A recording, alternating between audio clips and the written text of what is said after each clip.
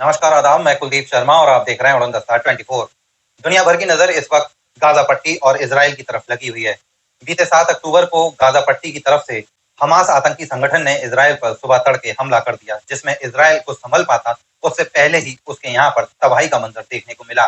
देखते ही देखते इजराइल में लाशें बिछ गईं और हमास के आतंकियों ने इजराइल में घुसकर घर घर से चुन चुन कर एक एक इजरायली को मारना शुरू कर दिया। हमास के इतने बड़े हमले के बाद जब इजराइल ने अपनी जवाबी कार्रवाई शुरू करी, तब गाजा पट्टी पर भी मौत का मंजर देखने को मिला। इजराइल की तरफ से दागे जा रहे मोर्टार और रॉकेट ने गाजा पट्टी में तबाही मचा दी है। हमास के आतंकी चुन चुन कर मारे जा रहे हैं। रिपोर्ट की माने तो अब तक हमास के 450 से अधिक आतंकवादियों को इजराइल की सेना ने मार गिराया है। इजराइल ने हमास को उसकी औकात बताने के लिए जारी बमबारी और रॉकेट के हमलों में और भी तेजी लाए हैं।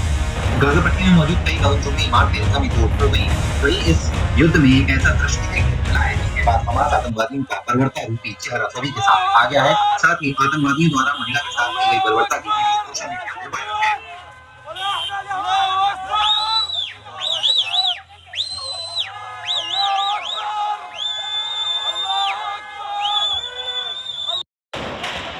इजरायली सेना और हमास के आतंकवादियों की जमीनी स्तर पर आमने-सामने की लड़ाई जारी है, जिसका ताजा वीडियो अभी सोशल मीडिया पर वायरल हुआ है, जिसमें देखा जा सकता है कि हमास के आतंकवादी किस तरह से पब्लिक को साथ लेकर इजरायली सेना पर बंदूक से गोलियां चला रहे हैं।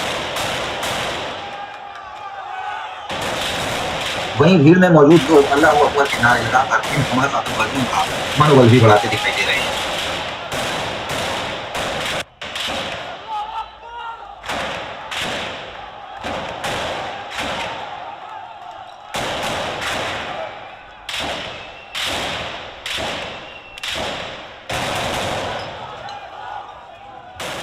वहीं सोशल मीडिया पे वायरल हो रही एक वीडियो में फिलिस्तीनी लोगों को देखा जा सकता है जो गाड़ी में भरे टायरों को उतारकर सड़क पर जल रही आग में धकेल देते हैं, जिसके बाद सड़क पर भीषण आग लग जाती है और इजरायली सेना का रास्ता ब्लॉक करने की इसमें पूरी कोशिश की जाती है।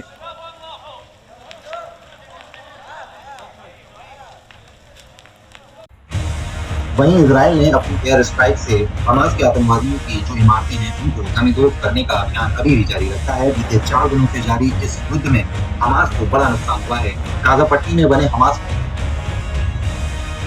के ठिकानों पर बरस रहे आग के गोले पूरी दुनिया में इजराइल के गुस्से को जता रहा है। वहीं इजरायली प्रधानमंत्री से हमास को चेतावनी देने में धमकी दी है। उन्होंने कहा कि हमें इस युद्ध We didn't want this war. It was forced upon us in the most brutal and savage way.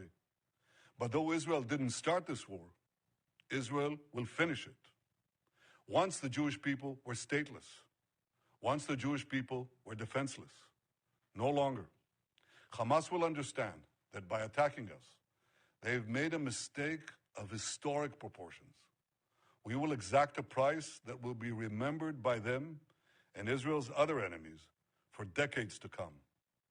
The savage attacks that Hamas perpetrated against innocent Israelis are mind-boggling, slaughtering families in their homes, massacring hundreds of young people at an outdoor festival, kidnapping scores of women, children, and elderly, even Holocaust survivors. Hamas terrorists bound, burned, and executed children. They are savages. Hamas is ISIS. And just as the forces of civilizations united to defeat ISIS, the forces of civilization must support Israel in defeating Hamas. के बाद पूरी दुनिया में जागरूकता है, तो वहीं भारत में भी अब इसका असर देखने को मिल रहा है। अलीगढ़ में हमास आतंकवादी संगठन का हिंदूवादी संगठनों ने पुतला दहन किया, साथ ही जय श्री राम के नारे भी लगाए। इसके बाद बजरंग दल के एक नेता द्वारा बयान भी जारी किया गया, जिसमें कहा, देखिए, बजरंग दल हरिगढ़ के द्वारा आज आतंकवाद का पुतला फूका गया है और फूका इसलिए गया है, आपको जानकारी होगी, कल इजराइल पर 5000 रॉकेट दागे गए आतंकवादी संगठन हमास के द्वारा। ये केवल इजराइल की घटना नहीं है, पूरे विश्व में आज जहां भी इस्लाम को मानने वाले लोग जो जिहाद करते हैं, इस्लाम को मानने वाले वो लोग जो जिहाद करते हैं, उन्होंने पूरे विश्व में अशांति फैला के रख दी है। 5000 रॉकेट तो दागे ही, एक महिला इजरायली सैनिक को निर्वस्त्र कर मतलब मानवता की सारी हदें पार कर दी। मुझे खुशी इस बात की है कि तत्काल इस पर संज्ञान लेते हुए देश के प्रधानमंत्री आदरणीय मोदी जी ने इजराइल का समर्थन की बात कही। हम मोदी जी के आह्वान पर सड़कों पर यहाँ इजराइल का समर्थन करने निकले हैं। हमने आतंकवाद का पुतला दहन किया है और मेरा अनुरोध है, विश्व की जो भी ताकतें हैं, विश्व की जो भी सरकारें हैं, जो विश्व को चलाने वाले लोग हैं, आज सबको एकजुट होकर इजराइल का समर्थन करना चाहिए और इस आतंकवाद के कीड़े को पूरी तरह से खत्म कर देना चाहिए। देखिए, भारत इस इस्लामिक आतंकवाद का सबसे जब प्रभावित देश है। 712 ईस्वी से लेकर आज तक 2023 तक हमने करोड़ों हिंदुओं को खोया है, उनका कत्लेआम हुआ इसलिए इस्लामिक आतंकवाद के कारण। और ये ऐसा ही कृत्य जो है वो इजराइल के साथ कल हुआ है।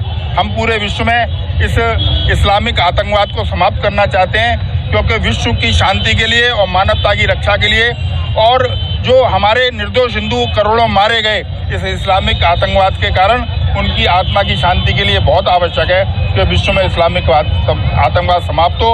और मैं ये कहना चाहता हूँ, जो कल नेतन्याहू ने कहा कि यदि आतंकवादी हथियार डालेगा तो केवल युद्ध समाप्त होगा, लेकिन इजराइल हथियार डालेगा तो इजराइल खत्म हो जाएगा। तो मैं भी देश के राष्ट्रवादियों को ये आह्वान करना चाहता हूँ, यदि आप सशस्त्र होकर सरकार के साथ खड़े नहीं हुए तो ये सनातन संस्कृति समाप्त हो जाएगी, क्योंकि हमारा युद्ध जो है, जो हमारा संघर्ष है, बहुत भीषण अमानवीय शक्तियों के साथ है।